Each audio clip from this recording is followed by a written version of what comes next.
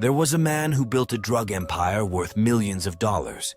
He made one mistake so crucial that it caused his whole life's work to crumble right in front of his eyes. In 1980, the Guadalajara cartel was born. It was one of the most powerful drug empires to exist. The extremely dangerous Mexican cartel were known for many crimes such as drug trafficking, money laundering, extortion, torture, and murder. The Guadalajara cartel was founded by a sinister group of individuals: Miguel Angel Felix Gallardo, Rafael Caro Quintero, and Ernesto Fonseca Carrillo. Let's get started on one of the main founders of the Guadalajara cartel, Miguel Angel Felix Gallardo. This despicable individual had two common aliases, such as El Jefe de Jefes, which translates to the boss of bosses. This alias alone shows how powerful and feared Miguel was. The second alias is El Padrino, which in English means the Godfather.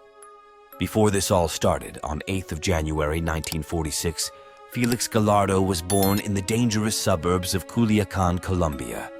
He led to live an ordinary life with no evil intention within his heart. Later, Felix Gallardo successfully graduated from school, which led him to move on to college to study business.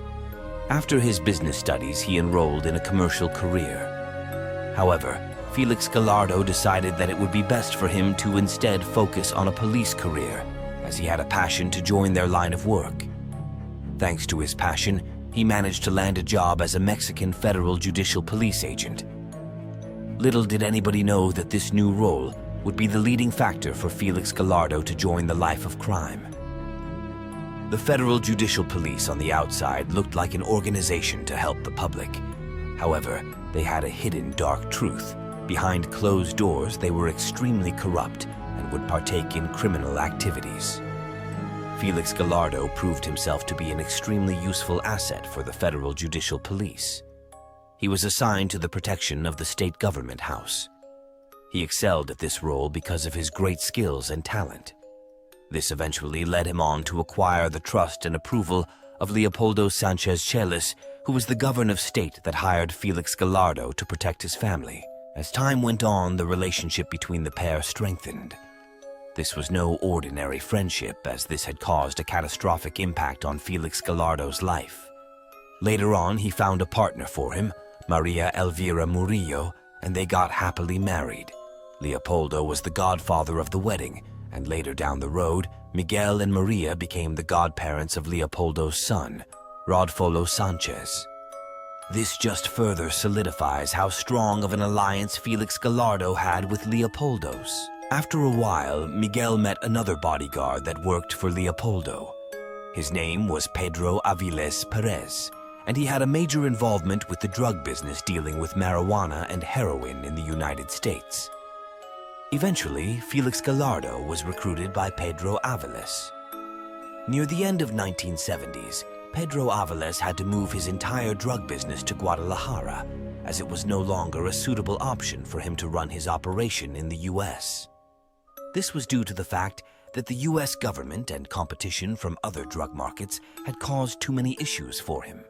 With pretty much everything ready for the drug empire to continue its operation in Guadalajara, something unexpected happened.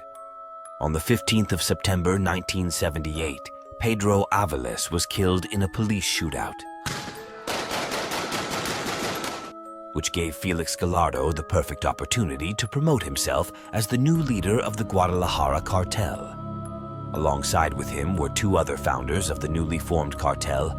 They were Caro Quintero and Fonseca. With new leadership, the Guadalajara cartel would continue business and control nearly all of the narcotics trafficking operations in Mexico. The Colombian cartel also formed an alliance with the Guadalajara cartel. This was because the Colombians couldn't deal in the United States anymore thanks to the increased law enforcement measures. Therefore, the Colombian cartel decided that it would be best for them to move their operations to Mexico. Juan Mata Ballesteros was the reason why both the cartels worked with each other, since Juan had a good connection with the Colombian cartel. This gave the Mexican cartel an excellent way to consistently earn revenue. They took a huge 50% cut to smuggle cocaine from Colombia to the United States, and this combined with the fact that the Guadalajara cartel managed to smuggle thousands of kilograms of cocaine every month, could tell you how wealthy and powerful the cartel were with this new cooperation. Alongside cocaine, the Mexican cartel also had a huge operation with marijuana. They used new plantations to produce seedless marijuana, and this was done at a considerably grander scope than anyone had ever seen before. Furthermore, this resulted in higher prices in the North American markets due to the fact that the marijuana was a much higher quality than others. As a result of all these multiple operations from the Guadalajara cartel, they managed to earn billions of dollars annually, and Felix Gallardo's wallet grew bigger and bigger. With no clear end to the cartel's success, they managed to run smoothly for many years. Until one day, the Guadalajara cartel had suffered a major loss. 10,000 tons of marijuana had been burnt, which caused them to lose around $160 million. It was reported that it was done by the authorities, and this angered the cartel to new heights. The Guadalajara cartel weren't going to let them get away with this, so they hatched a plan on how to get revenge. This was the very moment when Felix Gallardo ruined his whole life with one decision. He had a plan that was extremely stupid, but at the time he couldn't think straight with all of this rage built up inside of him. On the 7th of February 1985, the cartel kidnapped a 37-year-old man named Kiki Camarena. This was because he was a United States DEA agent, and they wanted to extract information from him. The cartel wanted to know how much information the DEA had on them. They had Camarena locked up for around 30 hours, torturing him for info. The Guadalajara cartel were not holding back. They had pierced his skull with a drill, broke his nose, jaw, cheekbones, ribs, and windpipe. The cartel had a doctor with them to try and keep Camarena conscious through this severe level of torture via drugs. Once the Mexican cartel knew that there was no more use of Camarena, Caro Quintero ordered the cartel to finish him off. The last strike was done with a piece of metal towards his skull, and just like that, Camarena had been murdered. This choice they made had extremely punishing consequences, as they will find out later on.